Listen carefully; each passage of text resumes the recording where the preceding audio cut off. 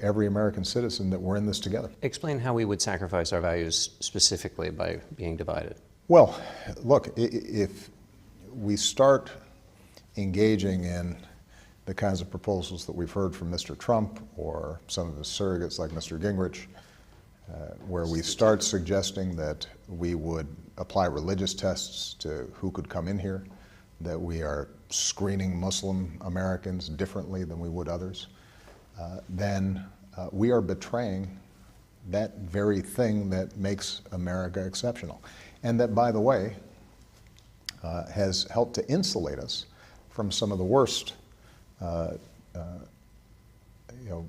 patterns of terrorist attacks, because the Muslim American community here feels deeply American and deeply committed to upholding the rule of law and working with law enforcement and rejecting intolerance and extremism that's represented by the perversions of Islam that ISIL is sending out through the internet or carrying out in the Middle East.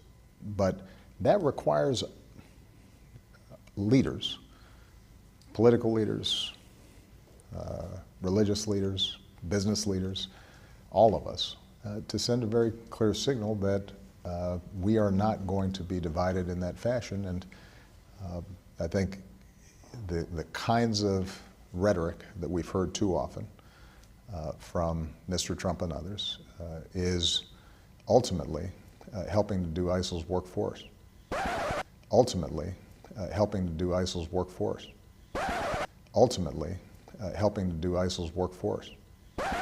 Ultimately, helping to do ISIL's work for us. Ultimately, helping to do ISIL's work for us. Ultimately, helping to do ISIL's work for us. Ultimately, helping to do ISIL's work for us.